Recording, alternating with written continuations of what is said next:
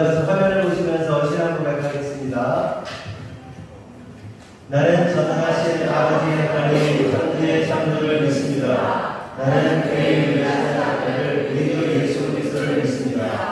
그는 성령으로 잉태되어 동정녀 마리아에게 나시고 본디오 빌라도에게 고난을 받아 십자가에 못 박혀 죽으시고 장사일기 사흘 만에 죽은 자 가운데서 다시 살아나셨으며 하늘에 오르시어 전능하신 아버지 하나님 우편에 앉아 계시다가 거기로부터 살아있는 자와 죽은 자를 심판하러 오십니다. 나는 성령을 믿으며 거룩한 공교회와 성도의 교제와 죄를 용서받는 것과 몸의 부활과 영생을 믿습니다. 아멘.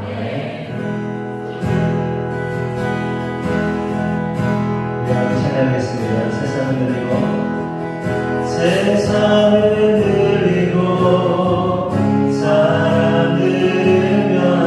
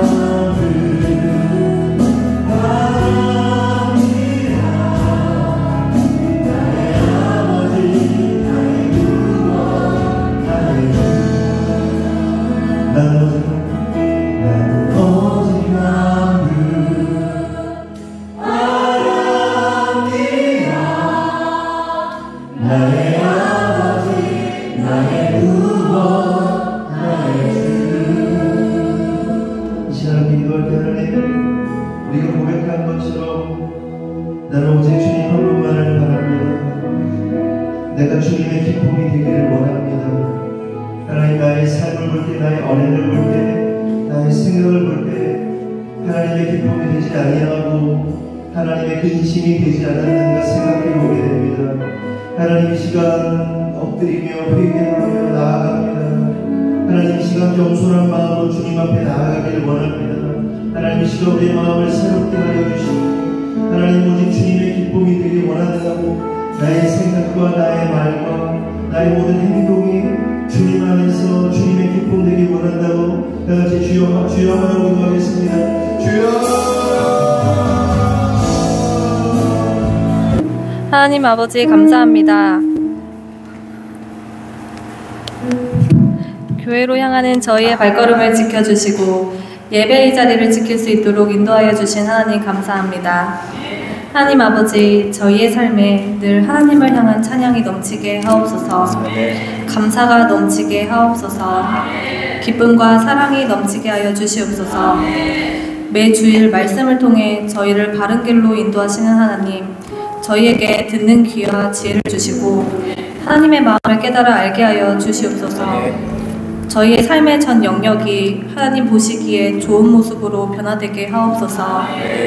우리 하늘꿈 교회가 늘 성령 충만, 말씀 충만한 교회가 되게 하옵소서. 탭 없이 늘 성장하는 하늘꿈 교회가 되게 하여 주시옵소서. 하나님 아버지, 다음 세대 아이들을 위해 기도합니다. 우리 다음 세대 아이들의 앞길을 친히 인도하여 주시옵소서. 일상 중에 말씀과 찬양이 끊이지 않는 삶을 살게 하옵소서. 아이들 안에 성경적 세계관이 명확하게 자리 잡게 하옵소서. 말씀으로 세상을 비추어 바르게 분별할 줄 아는 지혜를 부어주시옵소서. 흔들리지 않는 믿음을 부어주시옵소서. 세상의 빛과 소금의 역할을 하는 성숙한 그리스도인으로 자라나게 하옵소서. 이 땅 가운데 하나님 나라를 실현해가는 아이들 되게 하옵소서. 교회를 세우고 이 나라를 이끌어갈 하나님의 군사들로 자라나게 하옵소서. 예배를 사모하고 교회를 사랑하는 주님을 향한 열정이 넘치는 다음 세대들 되게 하옵소서. 특별히 예수님 깊이 만날 수 있도록 인도하여 주시옵소서. 목회자 가정을 위해 기도합니다. 목사님 사모님께서 늘 성령 충만하도록 은혜를 부어주시옵소서. 목회자 가정에 넘치는 은혜 부어주시고 늘 평안히 임하게 하여 주시옵소서. 목회자 가정을 복된 가정에 좋은 본보기로 세워주심에 감사드립니다. 순종하는 자들에게 부어지는 하나님의 놀라운 축복이 무엇인지 목회자 가정을 통해 저희를 깨우쳐 주시고 저희 모두가 도전받고 순종하여 축복된 삶 살 수 있도록 인도해 주시옵소서. 선한 주인 되신 하나님을 보게 하심 감사합니다. 또한 목사님 사모님의 건강을 위해 기도합니다. 올 한 해 건강을 잘 회복하여 건강한 모습으로 주의 일을 할 수 있도록 치유의 손길 더하여 주시옵소서. 목사님 사모님 주위에 돕는 손길들과 선한 영향력을 가진 사람들로 가득 채워주시옵소서. 목회자 자녀 휘민한비 슬비에게도 축복 더하여 주셔서 자녀들의 길을 인도하여 주시고 새 자녀가 걸어가는 길을 성령님께서 밝혀주시옵소서. 늘 저희에게 좋은 것으로 채우시고 저희의 삶을 변화시키시는 아버지 감사합니다. 오늘도 저희에게 귀한 말씀을 주시는 하나님, 저희가 말씀에 순종하며 겸손한 마음으로 경건한 삶 살아가도록 인도하여 주시옵소서. 이 시간 말씀 전하시는 목사님과 함께하여 주시고 입술의 능력을 더하여 주시옵소서. 오늘 선포되는 말씀을 마음 가운데 잘 새겨서 삶으로 살아내는 하늘꿈 교회의 성도들 되게 하옵소서. 하나님 아버지 감사합니다. 거룩하신 예수님의 이름으로 기도드립니다.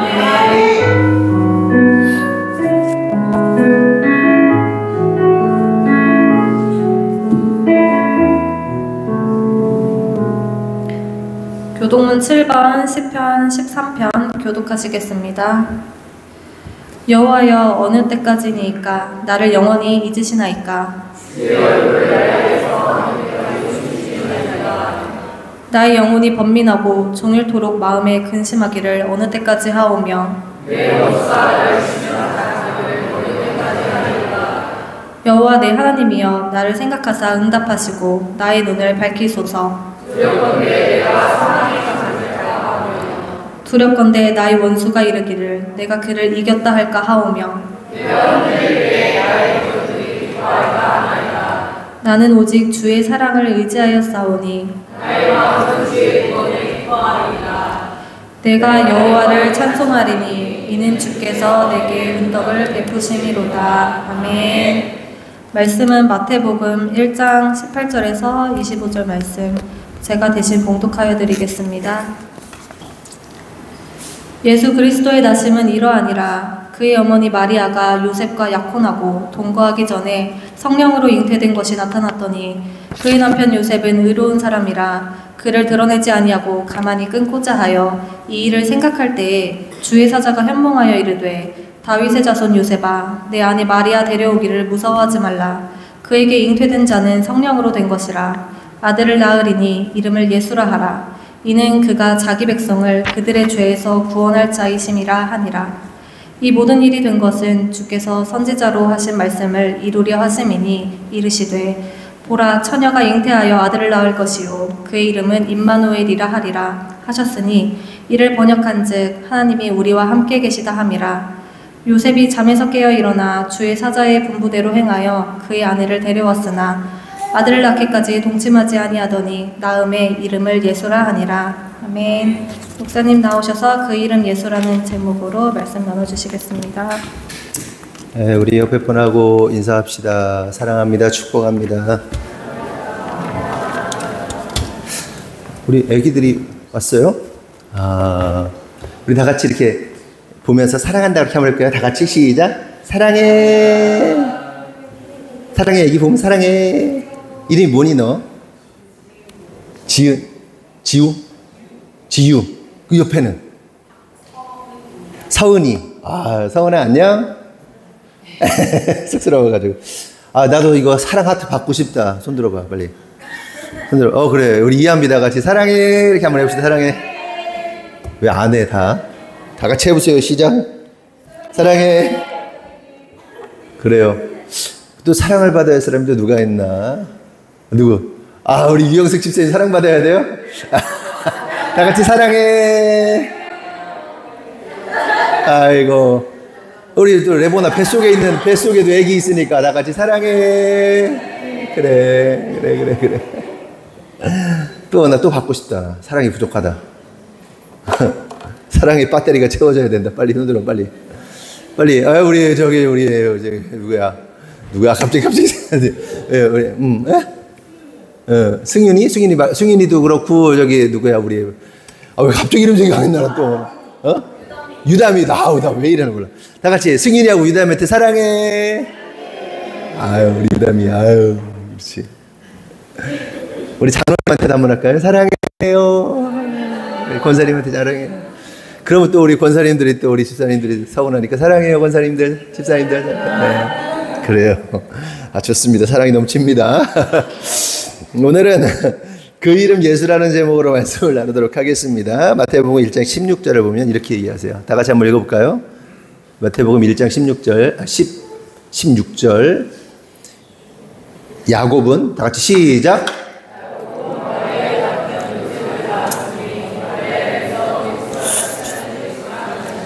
아멘.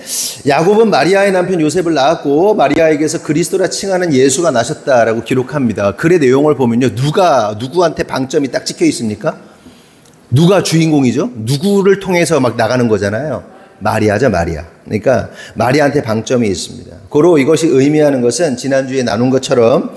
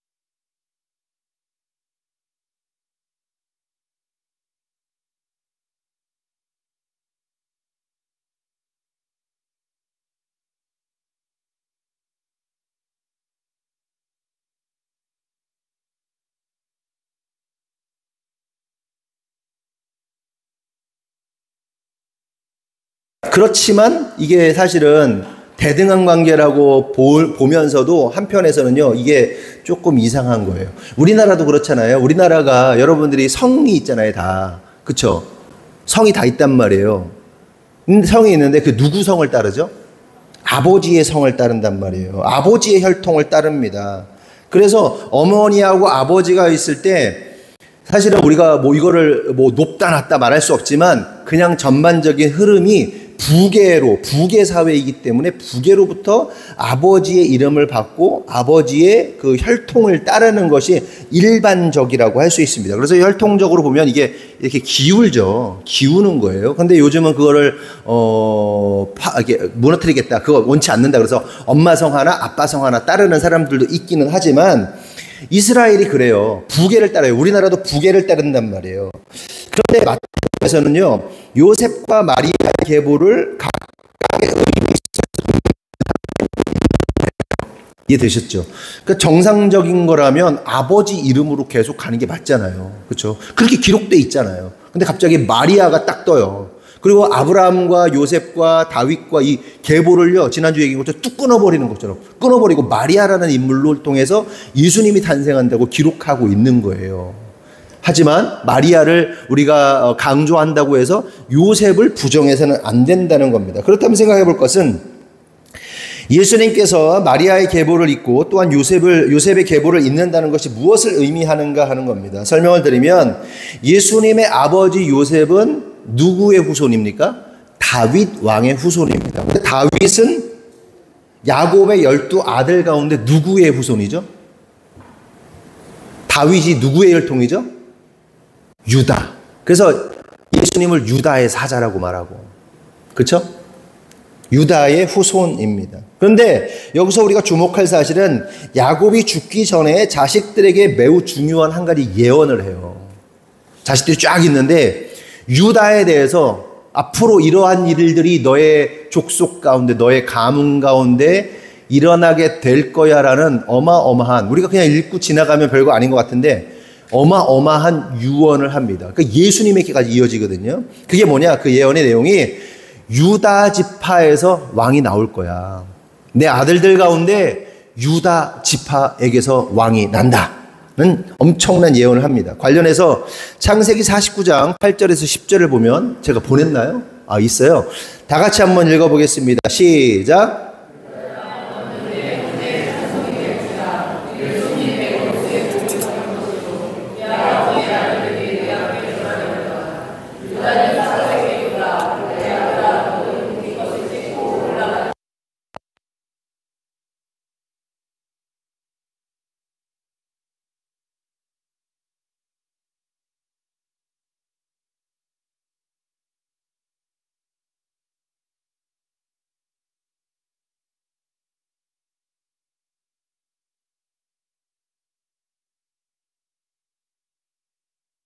합니다. 규가 뭡니까? 왕이 들고 있는 지팡이가 규죠. 그리고 통치자의 지팡이가 네 발 사이에서 떠나지 않을 것이다. 그러니까 왕이 탄생하게 될 것이다 라고 말합니다. 그리고 실제로 그 예언은 누구를 통해서 시작됩니까? 다윗 왕을 통해서 이 예언이 성취가 되는 거예요. 한참 시간이 지나고 다윗 왕이 세워지면서 이 예언이 성취가 되고, 근데 그 예언의 성취는 누가 오시기까지? 거기서 뭐라고 써 있어요? 실로가 오시기까지 이르게 될 것이다 라고 말씀하시는 걸 볼 수 있습니다. 그럼 실로가 뭘까요? 실로라는 단어의 뜻을 살펴보면요, 뭐라고 나오냐면 안식을 주는 자, 평화를 만드는 자라는 뜻을 가지고 있어요. 그러면 여기서 질문, 야곱이 예언한 실로가 누구예요? 그러니까 영원한 안식을 주고 영원한 평화를 만드는 그 실로가 누굽니까? 예수 그리스도. 그러니까 예수님이 영원한 안식을 주시잖아요. 안식일의 주인이 누구예요? 예수 그리스도. 평강의 왕, 평화의 왕이 누굽니까? 예수 그리스도. 결국 제가 하려는 말은 이거예요. 유다 지파인 요셉을 통하여 예수님이 탄생하셨다는 것은 예수님이 바로 야곱이 예언한 유다 지파의 실로이시다 라는 이야기를 하려는 거예요. 그래서 예수님이 요셉의 아들로 태어나신 거예요. 그러니까 왜 이런 얘기를 하냐면 마리아를 통해서 예수님이 낳지만 그렇다고 요셉을 부정해서는 안 된다는 거예요. 요셉의 혈통이 바로 이 왕의 혈통을 가지고 있다는 거예요. 그러면 계속해서 생각해 볼 것은 예수님이 마리아에게서 탄생하는 것은 무엇을 의미하는 것일까 하는 겁니다. 우리가 먼저 알아야 할 것은 마리아의 출신이에요. 마리아가 무슨 족속인지 여러분 알 수 있을까요? 성경에 힌트가 나오거든요. 누구냐? 마리아의 친척이 제사장 사가랴와 엘리사벳입니다. 사가랴와 엘리사벳. 그럼 이 말은 마리아가 레위 지파 제사장 지파 출신이라는 것을 알 수 있어요. 결국 우리가 알 수 있는 사실은 요셉과 마리아의 결혼은 단지 한 여자와 한 남자가 결혼한 것이 아니라 왕의 가문의 상징성을 가지고 제사장 가문의 상징성을 가지고 만나서 이루어진 것이고, 그렇게 예수님이 왕으로서 제사장으로서 이 땅에 오셨음을 나타내는 거예요. 상징적이고도 실질적으로, 혈통적으로, 영적으로 예수님이 그렇게 탄생하셨다는 겁니다. 혈통. 이것이요. 그래서 이스라엘 사람들이 지금도 기다리는 메시아는 이 두 가지 혈통을 가지고 나와야 돼요. 이미 나오셨는데도 이 조건들이 있거든요. 지금도 이스라엘 사람들이 기다리고 있는 메시아의 조건이 쫙 있는데 이 조건 안에 이게 들어있는 걸로 제가 알고 있어요. 근데 혈통이라는 것에 대해서 저도 이렇게 설교를 준비하면서 이제 며칠 전에 한 3일 전인가요? 이슬비가 아침에 유튜브 영상을 TV에다 이렇게 틀어놨어요. 근데 틀어놨는데 거기에 누가 나오냐면 북한의 김일성, 김정은, 김정일, 김정은 이렇게 3부자가 얘기가 나오는 거예요. 그런데 막 탱크 지나가고 막 빨간 글씨로 막 써 있는데 거기 뭐라고 써 있냐면 백두혈통의 어쩌고 저쩌고, 백두혈통의 어쩌고 저쩌고 막 나오는 거예요. 그게 뭡니까? 그러니까 북조선에 북한이 조선 이어받은 거잖아요. 우리는 이제 조선이 끝나고 대한민국으로 넘어왔잖아요. 그렇죠? 우리는 완전히 다른 나라입니다. 조선과 다른 나라인데 북한은 조선의 정통성을 그대로 이어받았다 해서 북조선이잖아요. 근데 조선은 뭡니까? 왕정체제잖아요. 왕정체제에 있어서 가장 중요한 게 뭐예요? 혈통이란 말이에요. 혈통. 그렇죠? 그래서 북조선 혈통은 반드시 백두혈통이어야 한다라고 강조하는 겁니다. 다른 사람이 왕이 돼서는 안 된다. 이 생각을 왜 하게 되냐면 제 아내가 그러는 거예요. 여보, 우리가 통일이 되면, 만약에 통일이 되면 이거 어떻게 할 거야? 주체사상, 이 북한 사람들 이거 어떻게 할 거야? 이거 해결될까? 저는 안 될 것 같거든요, 잘. 그게. 그러니까 저와 여러분이 신앙을 버리는 거하고 똑같은 거예요. 체계가. 그렇잖아요. 북한 사람들이 주체사상에 물들어 있는 것이 우리가 예수님을 버리는 거하고 똑같은 거예요. 이게 안 되는 거예요. 누가 그랬냐? 애기가? 유담이 괜찮아. 이게 백두혈통. 그래서 혈통을 굉장히 강조하는 거죠. 그래서 지금 이스라엘 사람들도 그 혈통을 기대하면서 메시아를 기다리고 있는 거예요. 그래서 실제로 성경에서 예수님은 왕이시며 제사장이라고 성경이 기록하잖아요.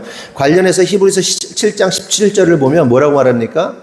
증언하기를 내가 영원히 멜기세덱의 반차를 따르는 제사장이라 하였도다. 이렇게 기록하고 있죠. 예수님이 뭐라는 거예요?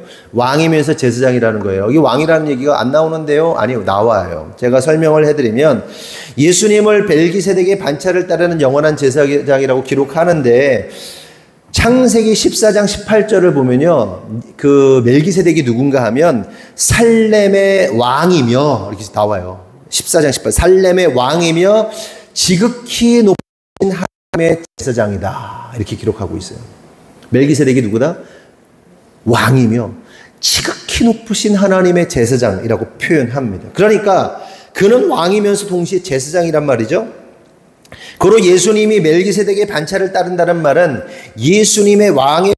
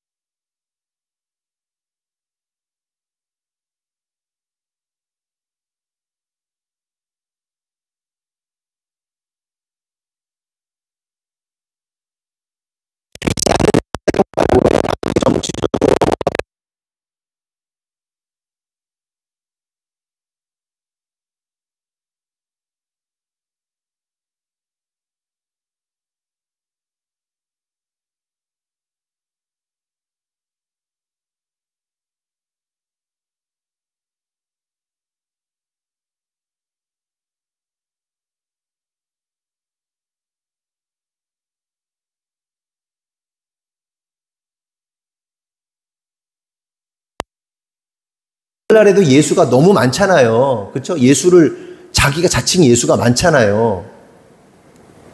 허경영 같은 사람도 우리가 TV에서 보여지는 허경영 보면요, 대단히 뭐 이렇게 이상하게 요즘 말로 또라이 같잖아요.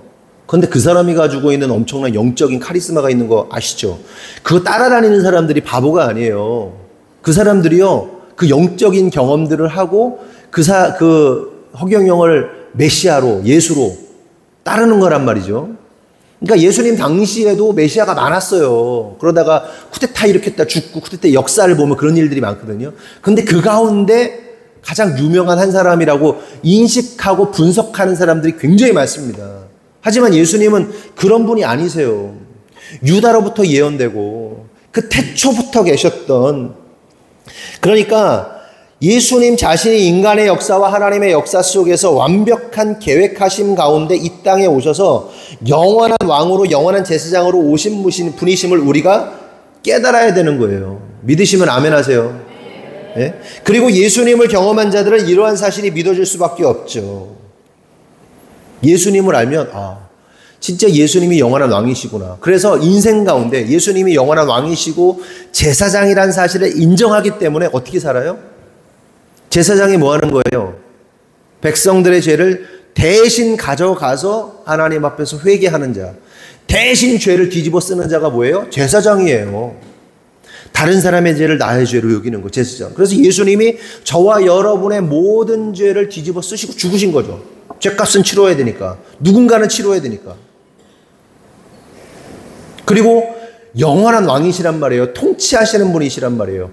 그래서 예수님을 만나고 예수님을 경험한 사람은 현재적으로 어떻게 삽니까? 나의 죄를 주님께 의지하고, 하나님 내가 이런 죄인입니다. 하나님 내가 이런 악한 인간입니다. 하나님 나의 입술이 더럽습니다.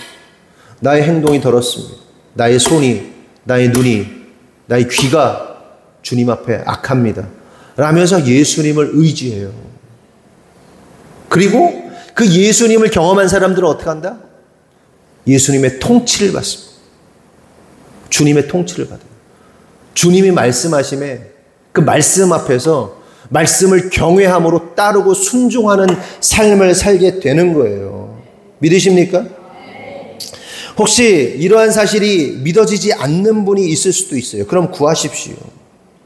예수님 알았으면 좋겠습니다. 예수님 믿기 원한다고. 예수님 당신을 좀 나에게 계시해 달라고, 꿈에서라도 혹은 어떤 상황과 사건을 통해서라도 주님 알게 해달라고 구하십시오. 그 노춘 장로님 지난주에 얘기했잖아요. 그분 책이 2권이 나왔더라고요. 10몇 년 만에, 12년 만에 책이 나왔어요. 그래서 몇 권 가져왔는데 그분이 그러는 거예요. 하나님, 이게 하나님의 음성이 맞다면 나에게 이런 사인을 주세요. 막 돼지를 엄청 키웠는데 돼지 키우는 능력이 좋아가지고 막 하나님의 일을 하려고 막 엄청 돼지가 다 죽어나가는 거예요. 갑자기 하나님 돼지 좀 살려주세요. 하나님의 일을 해야 돼. 돼지 살려주세요. 살려주셨어요. 우연히 살아난 건가? 하나님, 이게 진짜 하나님이 죽이시고 살리시는 게 맞다면 나를 아프게 해달라고. 이 노춘 장로님이 아파 죽으려고 그래. 죽을 뻔했어. 하나님 알겠어요. 하나님 뜻인 거 알겠어요. 하나님이 다 역사하신다 알겠어요. 나 살려주세요. 살려주시고 돼지도 살려주. 막 이래. 그러니까 하나님을 경험하게 해달라고 여러분 기도할 필요가 있어요. 예? 무슨 대박이 나서 하나님 살아계시다는 걸 경험하게 해주세요가 아니라 진짜 하나님, 내가 하나님을 경험할 수 있도록, 예수님을 알 수 있도록, 좀 내가 진짜 예수님 만날 수 있도록 만났으면 좋겠어요. 주님 신뢰했으면 좋겠어요. 예수님 무시하지 않고 살았으면 좋겠어요. 주님 통치받았으면 좋겠어요. 라고 구하세요. 안 믿어지면 구해보세요. 진짜 구해보세요. 그런데도 예수님이 아무런 역사도 안 하죠? 하나님이 살아계시다는 사실을 하나님이 안 보내주죠? 그럼 안 믿어도 돼. 근데 진심으로 구해보라고. 하나님이 가만히 계시는 거. 진짜 하나님이 가만히 계시는 거. 역사하신다니까. 말씀하신다니까. 그리고 실제로도 평상시에도 하나님께서는 수많은 사람들을 통해서, 사건들을 통해서, 상황들을 통해서 끊임없이 말씀하십니다. 단지 우리가 듣기 싫을 뿐이야.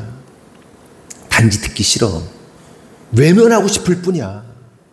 하나님의 역사를 주변에서도 계속 봐요. 어떤 사람을 통해서도 계속 봅니다. 그런데 싫은 거야, 그게. 싫을 뿐이야. 그게 문제인 거예요. 역사하시고 말씀하시고.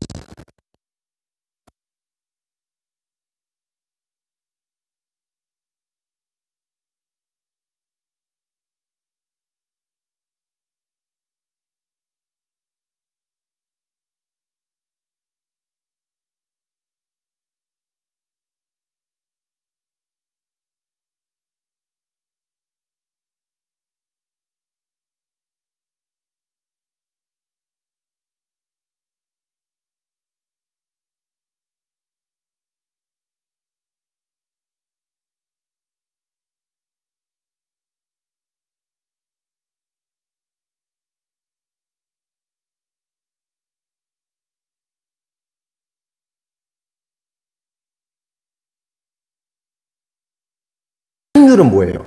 천국 갈 확률은 예수 그리스도라는 이름 앞에서 천국 갈 확률이 예수를 믿거나 안 믿거나는 뭐예요? 결국 믿으면 천국이고 안 믿으면 지옥인데 50%의 확률이에요. 그쵸? 맞아요, 틀려요? 이성적으로 그냥 생각해봐. 50%의 확률인데 내가 안 믿고 그냥 여러분들이 나쁜 짓 하면서 살 생각은 없잖아. 그렇잖아요. 난 죄 지으면서 사기치면서 사람들 막 등골 막 뒤통수 쳐가지고 먹고 살 사람 없잖아. 그런 생각 없잖아. 적당히 착하게 살고 싶잖아. 그런데 그 안에 예수의 이름이 있는 것과 없는 것의 차이가 있거든요. 예수를 믿어서 천국 갈 확률 50%, 안 믿고 지옥 갈 확률 50%야. 그러면 여러분들은 그 믿는 행위를 통해서 영원한 시간이, 인생의 시간이 80에서 100년인데 이 80에서 100년은 영원한 시간 앞에서 진짜 점도 안 되는 시간인데 여러분은 어떤 가능성을 선택하겠냐는 거예요. 이성적으로, 합리적으로. 죽었는데, 진짜 죽었는데 예수님이 말씀하시는 대로, 성경이 말씀하시는 대로 착하게 살다 죽었어. 천국이 없어. 없을 수 있지. 그래, 없어. 그냥 잘 살았네. 후손들이 나를 진짜 훌륭한 사람으로 기억하고 괜찮은 사람으로 기억하고 잘 죽었어. 끝. 그런데 죽었는데 지옥이 있네? 천국이 있네? 그럼 어떤 확률을 선택하겠냐고, 여러분이라면. 어떤 선택을 할 거냐고요, 확률을. 목사는 미친 듯이 맨날 천국 지옥을 얘기하고 하나님의 뜻대로 살아야 된다고 말하고, 정신 나간 인간은 아닌 것 같은데 가끔 정신 나간 것 같기도 하고 불합리하고 이성적이지도 않은 것 같고. 그런데 여러분 뭘 선택하겠냐고. 합리적으로 딱 죽었는데 아무것도 없어. 무야. 그럼 끝이야. 무야. 그냥 끝. 그런데 천국 지옥이 있네. 큰일 났네. 영원토록 살아야 되네. 지옥에서 변화된 몸으로 영원토록 고통 느끼며 살아야겠네. 너 뭐 선택할래? 천국, 예수 믿고 천국 선택할래? 지옥 선택할래? 예수 믿는 게 낫겠지? 확률이 50%면. 근데 고집스러운 인간들이 그걸 안 믿어요. 그 확률을 안 믿어. 과학적이고 이성적으로 계산적으로 생각하면서도 그걸 안 믿어. 어리석은 거죠. 어리석은. 이게 영의 작용입니다. 아무리 맞는 것 같아도요, 사람이 삔또가 나가면, 뭔가 이게 틀어지면 안 믿어. 맞는 얘기를 해도 안 믿어. 그러니까 그런 거예요. 뭐 반성해야 할 부분도 있지만 이제 휘민이하고 이렇게 얘기를 하다 보면, 야 이거 해야 돼, 맞는 얘기를 해. 쟤도 알아, 맞는 얘기를 맞다고 믿는데. 근데 막 그러면 믿고 싶지 않대. 하고 싶지 않대. 그렇게 맞는 얘기지만 하고 싶지 않대. 그치? 반발심이 생기는 거지. 근데 반발심이 생기지 않도록 내가 전달해야 하는 것도 내 역할이긴 하지만, 머리가 조금 똑똑하잖아요. 지혜롭잖아요. 기분 나빠도 맞다고 생각하면 따르죠. 그게 똑똑한 애들이야. 근데 이 미련함이, 우리의 미련함이 끝까지 알면서도 따르지 않아요. 근데 영의 작용이에요. 그건. 귀신의 역사고 사단의 역사입니다. 합리적으로 생각하세요. 합리적으로, 이성적으로. 그치? 정모야, 너도 그렇지? 막 엄마나 아빠가 막 뭐라 그러면 갑자기 하고 싶다가도 하고 싶으면 확 사라지지? 그치? 근데 똑똑한 놈은 그거 한다.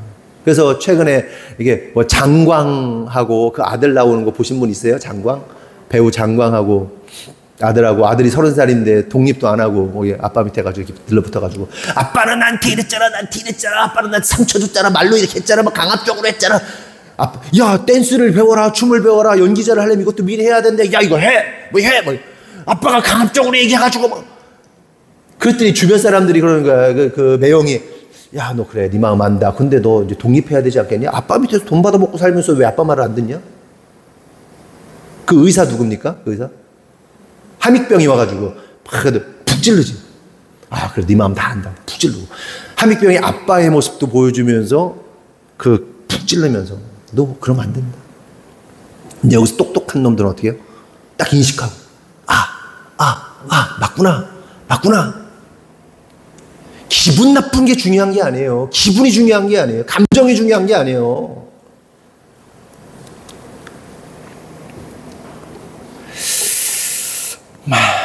계속해서 18절 보면 다 같이 18절 보겠습니다. 있어요? 시작.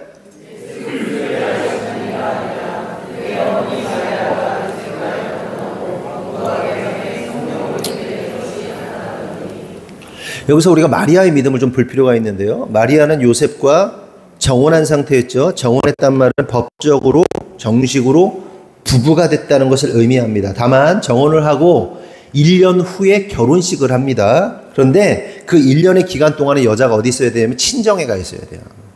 만났어. 은혜야, 이렇게 정혼, 약혼했어. 정혼했어. 결혼을 하기로 정했어. 다 모여서 얘기했어. 그럼 어떻게 되냐면 목사님하고 가니까 네가 네 남편이랑 남편의 사람 결혼했는데 네가 1년 동안 친정에 가 있어야 돼. 엄마랑 같이 있어야 돼. 그 1년 있다가 남편하고 만나서 결혼식 하는 거야. 그게 예수님하고 마리아의 상태였다고. 이스라엘은 그렇게 결혼한다고. 정혼을 하고 1년 있다가 결혼해요. 그러니까 그런데 그 정혼이 모든 법적인 의무와 법적인 그 권리를 다 갖습니다. 다만 둘이 합방할 수 없어요. 같이 잘 수 없어요. 떨어져 있어야 돼. 1년 동안. 근데 여기서 궁금한 거 좀 찾아봤는데, 궁금한 게 뭐냐면, 만약에 정혼을 했는데 1년 동안 떨어져 있는 사이에 남편이 죽었어. 그럼 어떻게 될까요? 1번, 정혼이 무효가 된다. 2번, 정혼도 정식 결혼이기 때문에 과부로 살아야 된다. 1번일까요? 2번일까요? 네? 1번? 1번이 뭐였지? 정혼이 무효가 된다. 2번, 정혼했기 때문에 정식 결혼이기 때문에 과부로 살아야 된다. 1번 손 들어보세요. 1번. 2번 손 들어보세요. 그렇지. 네. 2번입니다. 2번. 억울해도 정혼이 결혼과 똑같은 의미예요. 좀 억울하죠. 결혼도 안 했는데 같이 이렇게 동침한 것도 아닌데 어떻게 그냥 남편 죽었어. 그렇다고 그냥 혼자 과부로 살아. 야, 근데 무슨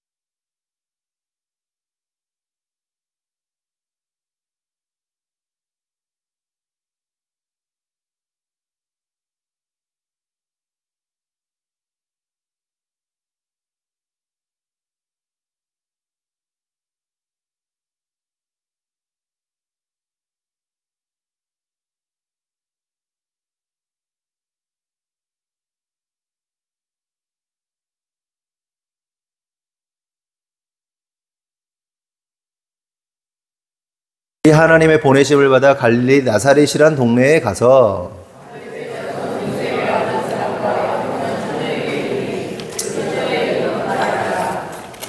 그에게 들어가 이르되 은혜를 받은 자여 평안할지어다 주께서 너와 함께 하시도다 하니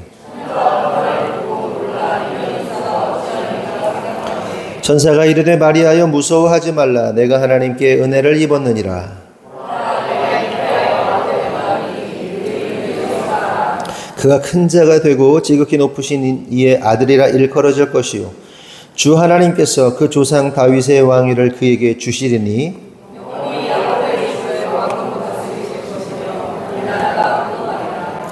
마리아가 천사에게 말하되 나는 남자를 알지 못하니 어찌 이 일이 있으리이까.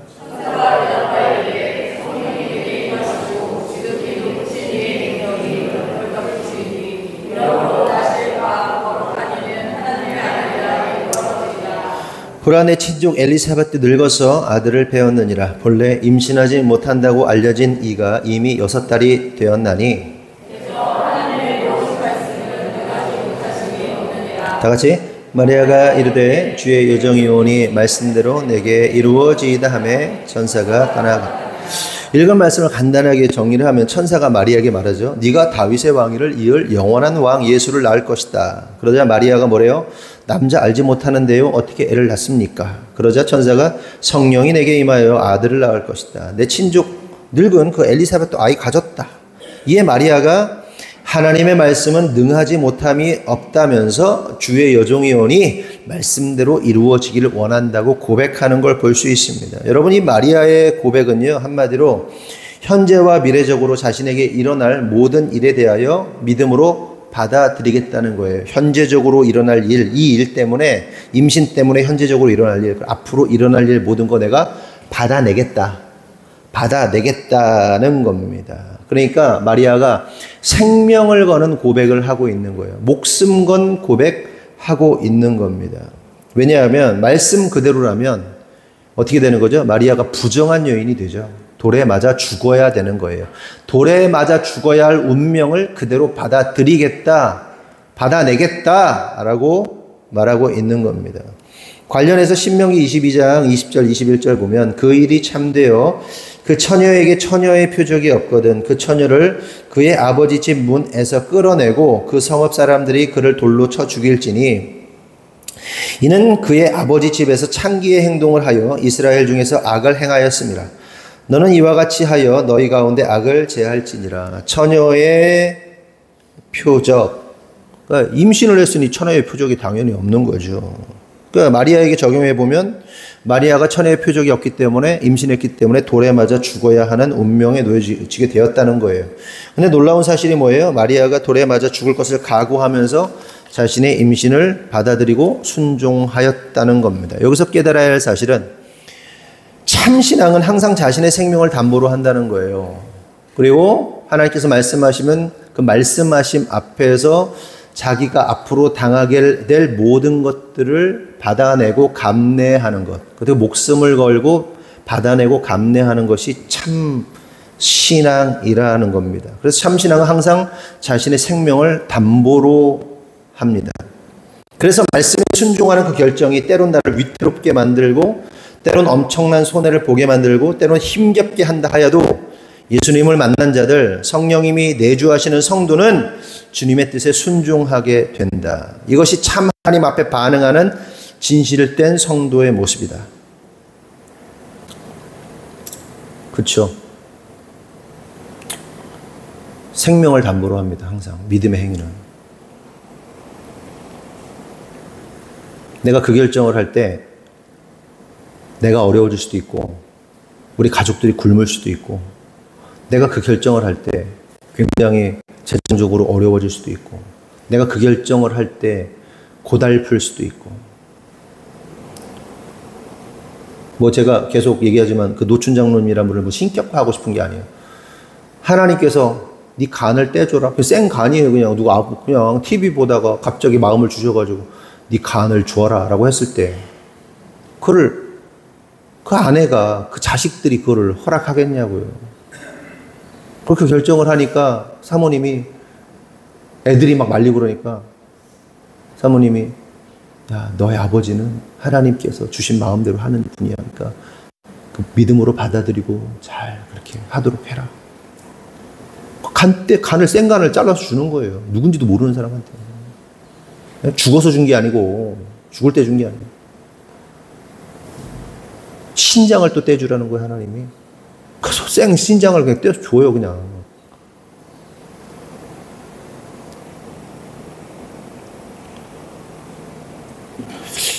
우리의 신체 장기 한 부분을 떼어서 준다고 생각해 보세요. 앞으로 일어날 후유증과 일어나게 될 그 고통들, 그게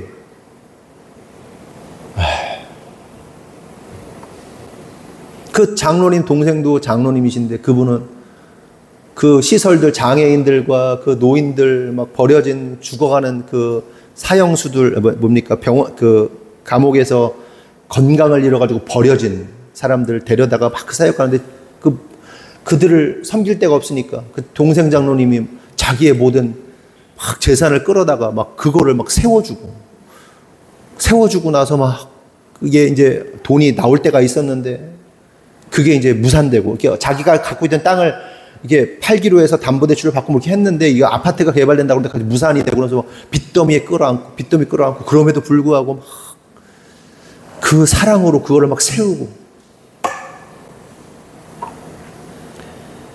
어떤 사람들은 막 집을 팔아서 헌금을 하고, 어떤 사람들은 막 퇴직금을 막 바치고, 막 어떤 사람들은 이게 병신들이지, 쪼다들이지, 멍청이들이지, 뭐 하는 거야?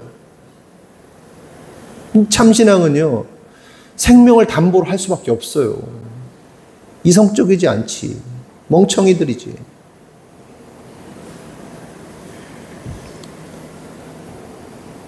하나님은 다 아십니다. 하나님 다 아세요. 여러분들의 헌신. 참신앙은 항상 위험스러워요. 위험스러워. 진짜 하나님을 사랑하면요, 위험스러운 선택을 해요.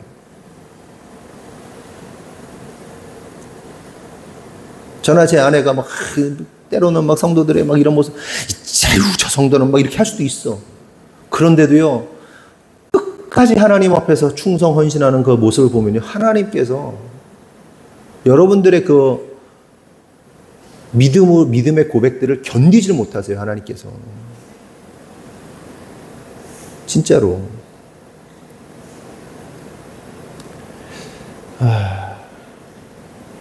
그러니까 제가 이 얘기를 할까 말까 하다가 그냥 여러분들에게 믿음의 고백이니까 뭐 자랑하려고 그러는 게 믿음의 고백으로서 얘기를 하면, 이희민이가 3주 동안 그 피땀을 흘려가지고 얘가 거의 3주 동안 초죽음의 상태로 그러니까 막리를 했어요. 3주 동안이니까 5일씩 한 15일 정도 했나? 주말 빼고. 얘가 와가지고 병원 치료를 계속 받았어요. 허리가 아파가지고. 그러니까 10몇만 원씩 받으면서 150만 원 정도를 벌었습니다. 제가. 그걸 첫 열매를 드렸어요. 제가 부모로서요, 마음이 굉장히 안타까웠어요. 한편에서. 아파가지고 막 얘가 막 거의 집에 와가지고 기절하듯이 자고 일어나가지고, 그때 또 한참 비가 많이 와가지고 계속 아침 막 밤낮으로 비가 많이 와가지고 막 그럴 때인데, 그렇게 첫 열매를 드리는 걸 보면서 제가 너무 잘했다 이렇게 생각이 들고, 제 아들이라 자랑하려고 그러는 게 아니고, 이런 믿음의 헌신들, 생명을 담보로 하는 헌신들, 그래 놓고서는 헌금하고서는 돈은 엄마한테 또 달라야 되잖아, 써야 되니까 막 조금 돈, 엄마 나 이거 좀 써야 돼, 돈 많이 쓰지 마, 막 욕 먹고 괜히 막 지가 쓰면 되는데 욕은 욕대로 쳐먹고 막. 근데 무슨 일이 있었는지 아세요? 그 첫 열매 딱 드리고 나자 중부연회에서 연락 왔어요. 남부연회, 충청연회 남부연회가 원래 하나였는데 이제 갈리면서 장학재단이 있는데 거기 장학재단에 연락이 왔어요. 장학금을 신청해라. 그러니까 할렐루야. 네, 그 믿음이 약하고 어린아이들이, 젊은 아이들이 이렇게 하나님 앞에 충성하면요, 하나님 즉각적으로 반응하세요. 그러니까 이거는 누구를 높여주고자 하는 얘기가 아니에요. 우리 자원 영재도 보너스 못 받을 거야. 근데 보너스 보너스를 위해서 기도할까? 그러면 집사님 기도하더니 보너스를 받아가지고 11조를 하고. 이게요, 그러니까 할렐루야, 박수는 일단 오케이. 근데 하나님은 여러분들의 피땀 어린 헌신을요 가만히 두지 않으세요.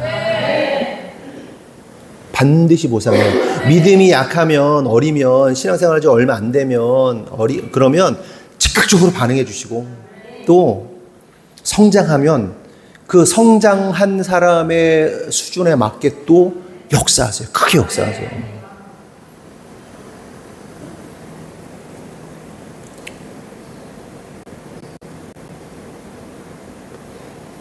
그래서 참신앙은 항상 생명을 담보로 한다. 150만 원이 쟤한테 작은 돈이겠어요? 일생 처음 벌어본 큰 돈인데. 어마어마하게 큰 돈인데.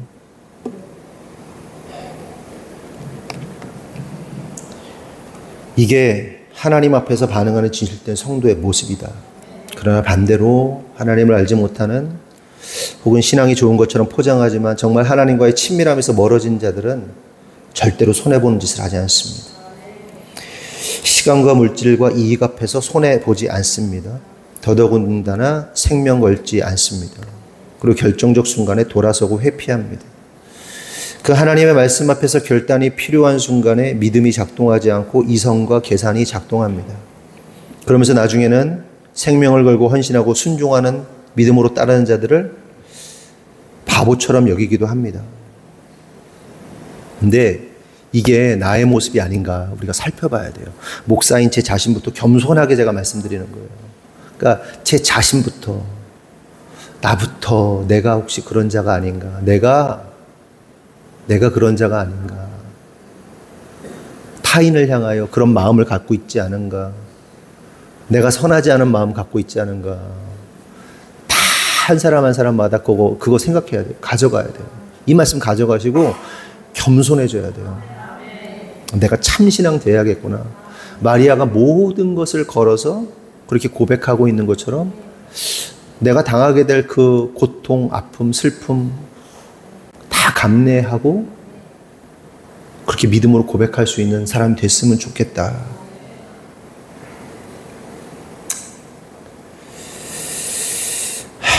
그렇게 주님의 뜻을 따르기로 결정했을 때 그 결정으로 인하여 수많은 고통, 시련, 아픔, 손해가 예상된다 할지라도 마리아처럼 바보처럼 멍청이처럼 때로는 이성 없는 자라고 놀림받는다 하여도 주님 말씀에 순종할 줄 아는 성도 되기를 예수님의 이름으로 축원합니다. 계속해서 1장 20절에서 21절 나같이 보겠습니다. 시작.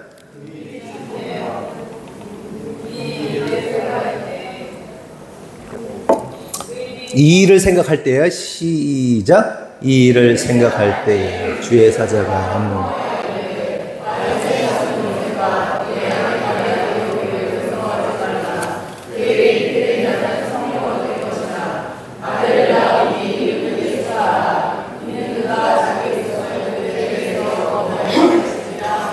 마리아 문제 때문에 요셉이 고민하죠. 그러자 천사가 꿈속에서 나타나 말하죠. 마리아 데려오기를 두려워하지 마. 그녀는 성령으로 잉태된 거야. 아들 낳을 거야. 예수라고 해. 이는 그가 자기 백성을 그들의 죄에서 구원하실 자라고 말합니다. 여러분, 예수라는 이름이 구약식 표현이 뭐죠? 여호수아. 여호수아 본받아. 예수가 여호수아예요. 그리고 예슈아라고 그러죠. 예슈아라고. 지금으로 예슈아, 구원자라는 뜻입니다. 그런데 여기서 우리가 주목해 볼 사실은 예수님이 자기의 백성들을 구원하실 분인데, 그러면 백성들이 무슨 죄를 지었는가 하는 거예요. 이스라엘 백성들이 무슨 죄를 지었길래 예수님께서 죄에서 구원하시는가. 왜 이게 중요하냐면 이스라엘 백성들의 죄가 저와 여러분의 죄이기 때문에 그래요. 그러니까 하나님께서 죄로 여기시는 것이, 우리가 뭐 도둑질을 해도 죄로 여기시지, 누구한테 욕을 해도 죄로 여기시지, 그렇죠? 다 죄예요. 누굴 때렸어, 죄예요. 사기쳤어, 죄예요. 거짓말했어, 죄예요. 근데 하나님께서 말씀하시는 본질적인 죄가 뭐냐는 거예요. 하나님이 진짜 이스라엘 백성을 위해서, 야, 니네가 죄 졌잖아. 나에게 죄 졌잖아. 하나님 두 가지 말씀하세요. 이거 굉장히 중요해요. 우리가 이 죄 앞에서 자유해야 되는데 이 문제를 해결받아야 되는데 우리가 그 죄 뭐냐 하는 겁니다. 예레미야 2장 13절 시작.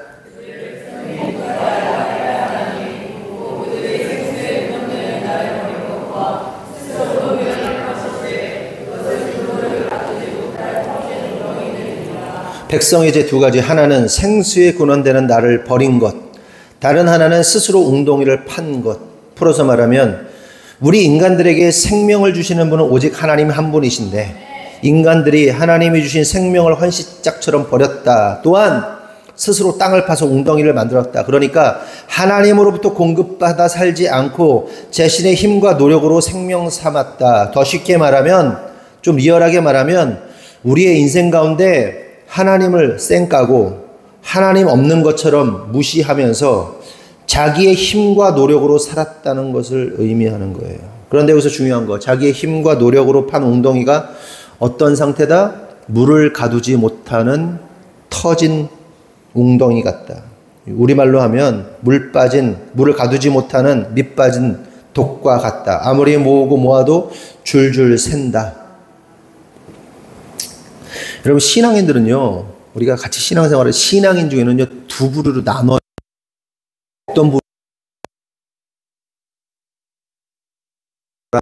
하나님 마음을 먹으면 되는 거예요.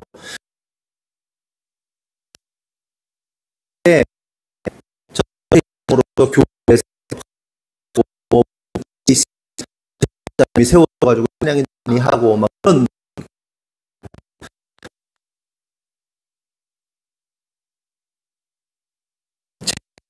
뭔지 아세요? 이들은 어떻게 다시 많이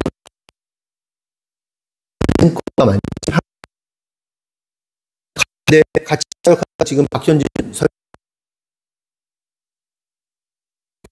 같이 동기가 학비가 오니까 자기 하나님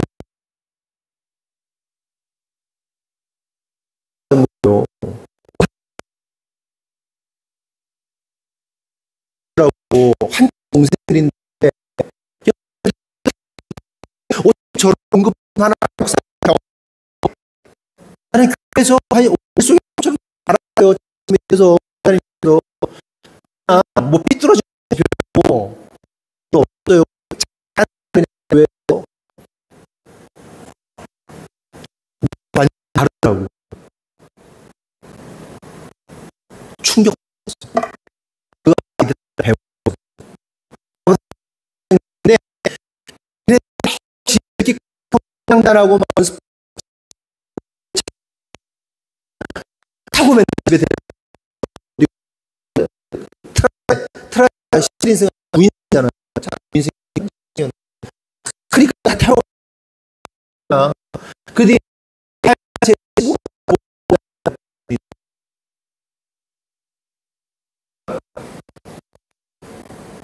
끝까지 배웠어요.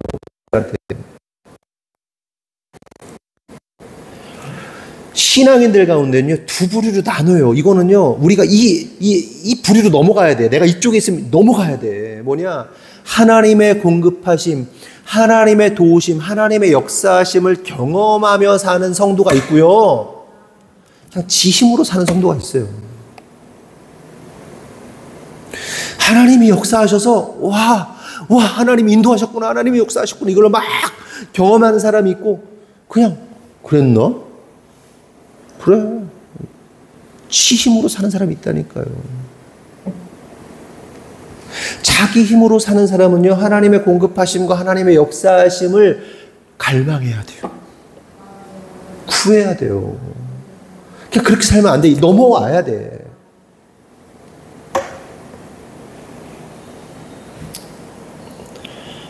여러분 부탁드려요. 여러분의 힘으로 살면 안 돼요. 하나님의 공급하심으로 살아야 됩니다. 두 가지 죄가 뭐라는 거예요? 나 버렸다. 네가 나 없는 것처럼 생각했잖아. 네 인생 가운데 네가 뭘 결정하는데 내가 있었니? 이거 하나님이 기뻐하실까? 저거 하나님이 기뻐하실까? 생각해 봤어요, 여러분? 왜 하나님 쌩까요? 왜 하나님 무시해요? 회개해야 돼요. 하나님은 그런 대접받아서는 안 되는 분이시란 말이에요. 하나님 무시하지 마세요.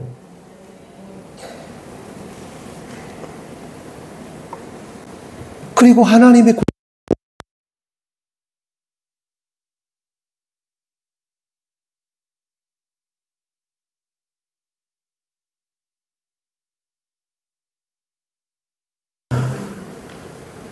하나님의 역사를 볼 때 기뻐하고 격려하고 나도 그랬으면 좋겠다.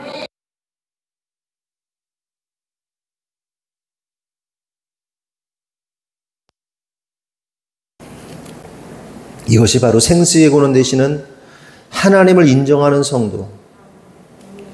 계속 이런 표현 써서 그렇지만 죄송하지만 하나님 쌩까지 않는 성도. 자기 힘으로 웅덩이 파지 않는 참된 성도의 모습이다. 하나님께 구해야 돼요. 여러분의 직장, 여러분의 사업, 여러분의 학업, 여러분의 가정.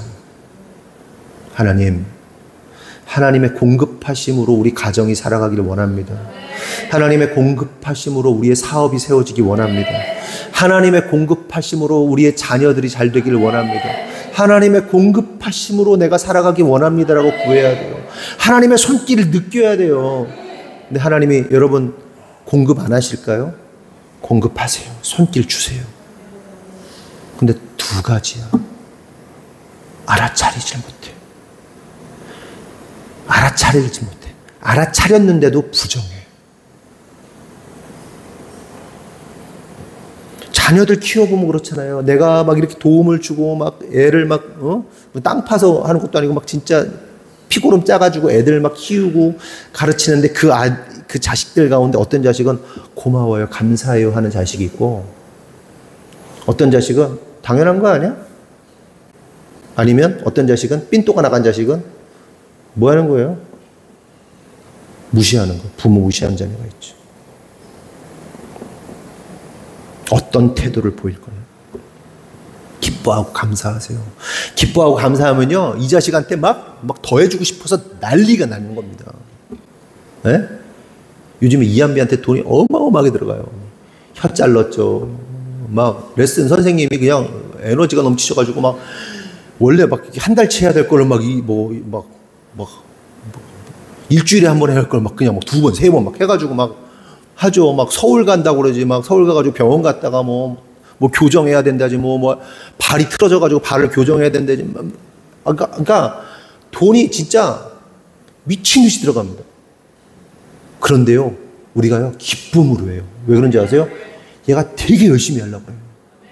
되게 열심히 하려고 그러고, 얘가 막 와가지고 막 선생님한테 칭찬받았어요. 막 쪼갈쪼갈 하면서 막 이렇게. 돈이 한 개도 안 아까워. 네? 이민도 막 애써가지고 막 갔다 와가지고 막 아프다고 막 며칠 골부렸거든요. 그랬지만 돌아와가지고 막 얘가 막 그러는데 보기 좋아.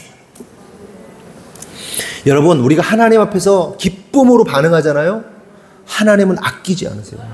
주고 싶어서 난리 나신 분이란 말이에요. 근데 왜 그 마음을 왜 몰라? 유혜린 너도 마찬가지야.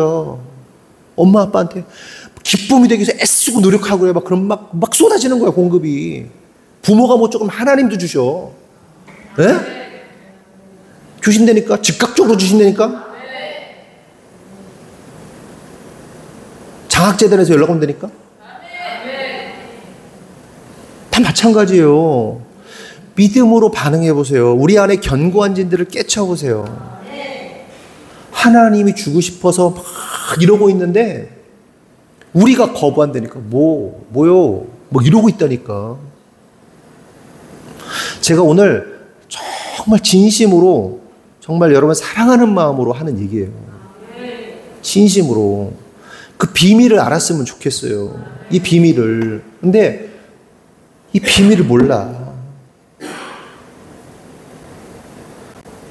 저희 장인어른이, 이노엘 집사님이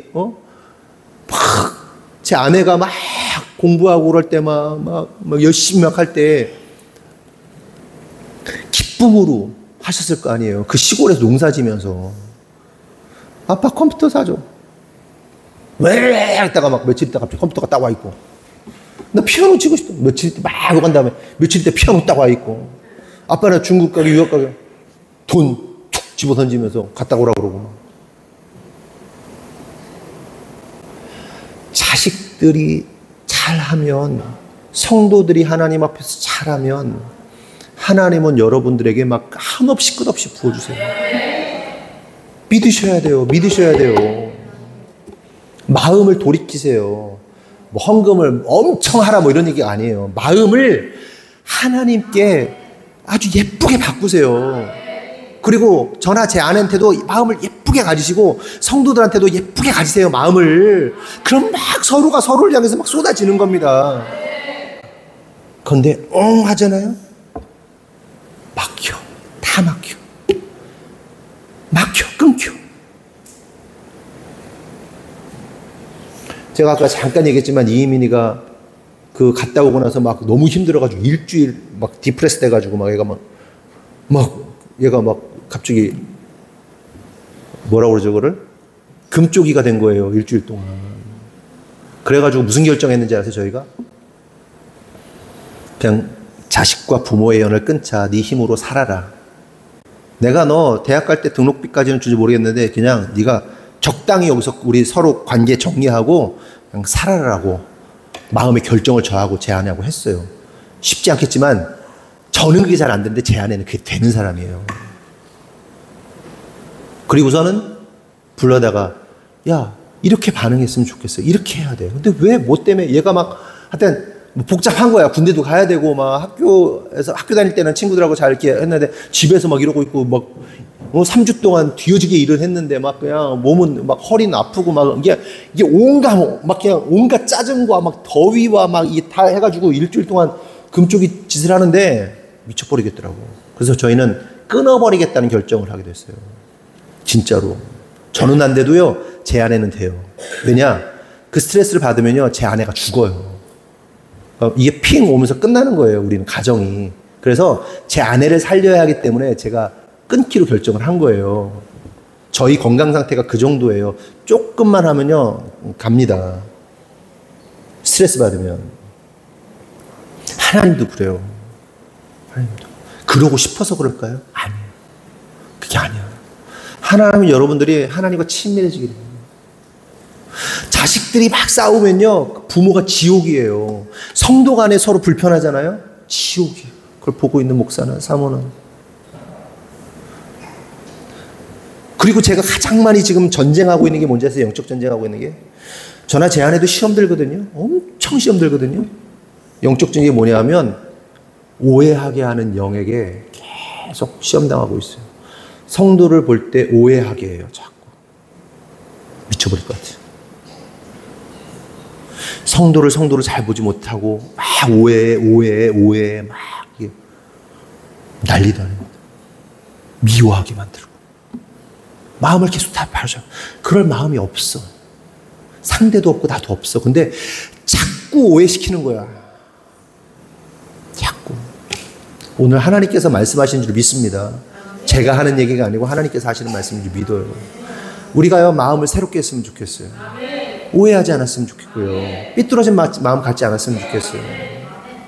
그래서 회복된 마음으로 그러니까 교회 건축이까지 달려올 때까지만 해도 우리가 막 정신이 없으니까 교회 건축에 다 이렇게 있다가 교회 건축 딱 되니까 사단이 그걸로 쪼개는 거야. 성도들을 다 갈기갈기 찢어놓는 거야. 마음을 새롭게 합시다. 정말로 여러분을 제가 사랑하기 원하고 성도와 성도가 서로를 사랑하기 원할 거는 거 알고 있어요. 하나님이 원하시는 게 그거잖아요. 새롭게 합시다. 사랑으로 말해요. 정말 새롭게 됐으면 좋겠어요. 그래서 우리가 진짜 하나님이 기뻐하시는 참 신앙 가지고 서로를 깊이 사랑할 수 있는 우리 성도 되기를 예수님의 이름으로 축원합니다. 기도하겠습니다. 하나님 감사합니다. 오늘 찬양을 통해서 하나님 나는 아무것도 아닙니다. 주님 사랑이 없으면 나는 아무것도 모릅니다. 주님의 지혜가 없으면 나는 사는 것도 아니고 주님의 은혜가 없이는 내 모든 것도 아무것도 아니라는 사실을 우리가 고백하였습니다. 하나님 우리 안에 그리스도가 사십니다. 주님이 내 안에 사십니다. 주님, 그러므로 우리가 더욱더 하나님을 사랑하고 더욱더 형제를 사랑하고 더욱더 이웃을 사랑할 수 있는 선한 마음으로 허락하여 주시옵소서. 우리 안에 왜곡되고 삐뚤어지고 사랑이 아닌 미움으로 우리 안에 뭔가 엮여져 있는, 꼬여 있는 부분들이 있다면 십자가 보혈의 능력으로 다 덮어주시옵소서. 우리 힘으로 할 수 없습니다. 주님, 성령께서 이 시간 가운데 임재하여 주시고 단 한 사람도 놓지 마시고 성령의 임재 안에서 온전히 회복된 마음으로 하나님 앞에 나아갈 수 있도록 인도하여 주시옵소서. 그래야 해서 정말 하나님 아버지의 마음을 기쁘게 해드리는 자녀들 되도록 주님 인도하여 주시옵소서. 주님께서 이루실 줄 믿사옵고 예수님의 이름으로 기도합니다. 아멘.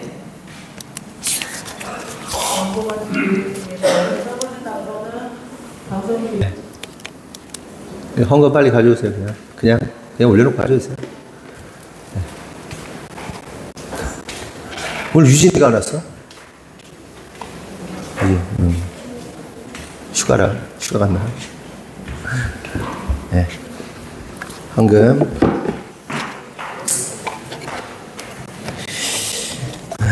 주일헌금 김자원, 건축헌금 유주한, 1,000번째 강민영 박순환 집사님, 주일헌금 박혜연, 박유담,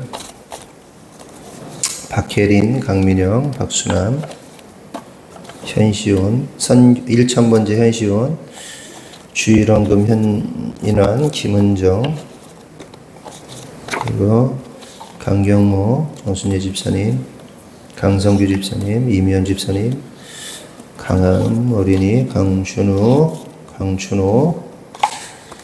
그리고 강정모, 강경구, 박다솜, 임민아, 이한비, 이슬비, 이호석, 이휴민, 김승윤, 남영자 원사님, 권혜선 집사님, 박상훈 형제님, 최은지 집사님, 김형곤 성도님,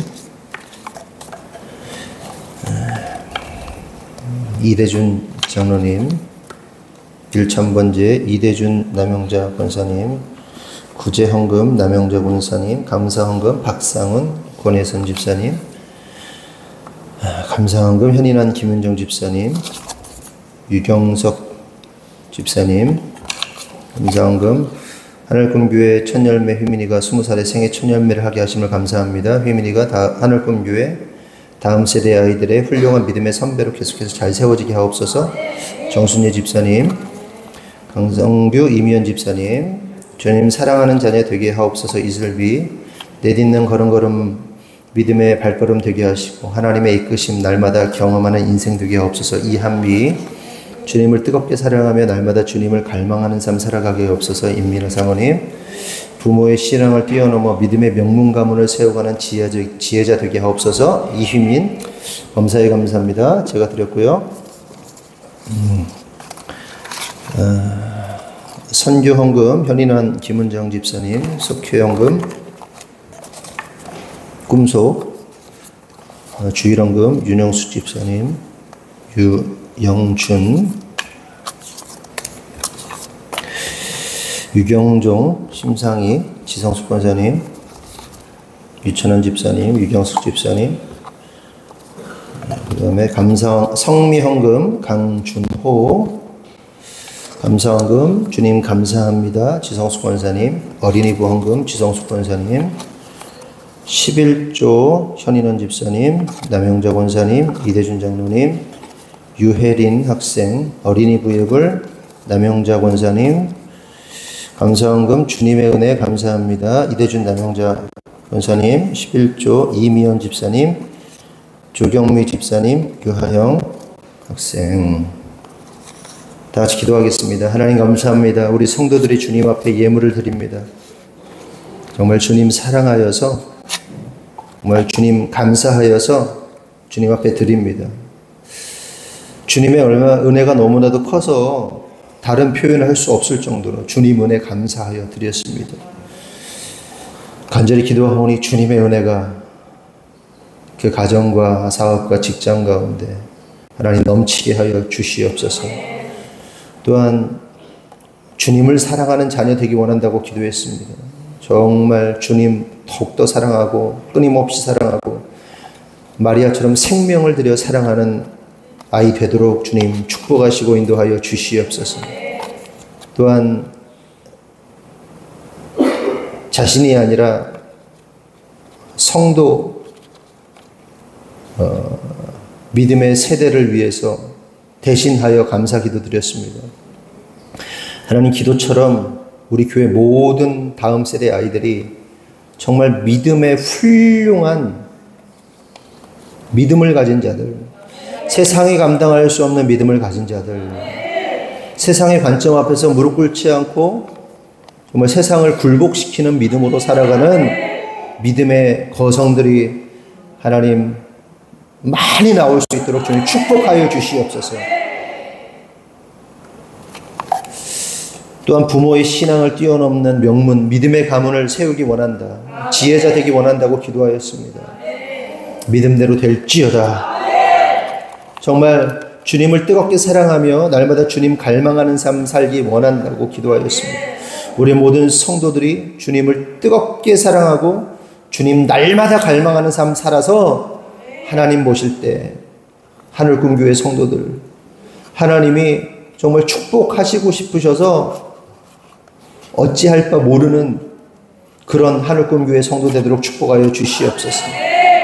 그리고 날마다 걸음마다 믿음의 발걸음 되게 하셔서 하나님의 이끄심을 경험하는 우리 아이들 되도록 축복하여 주시옵소서.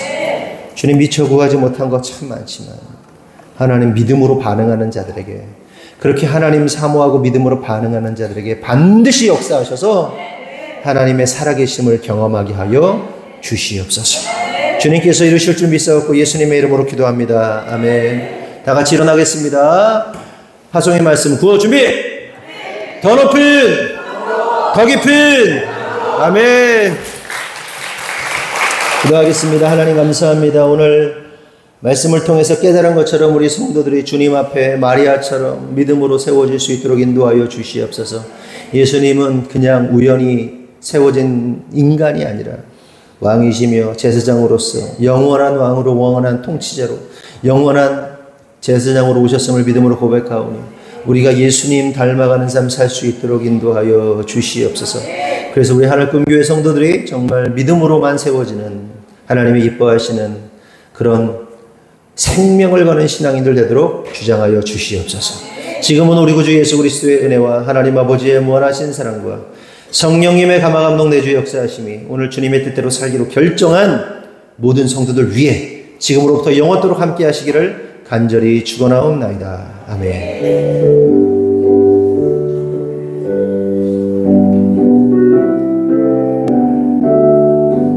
하나님께 영광의 박수 올리겠습니다. 아멘.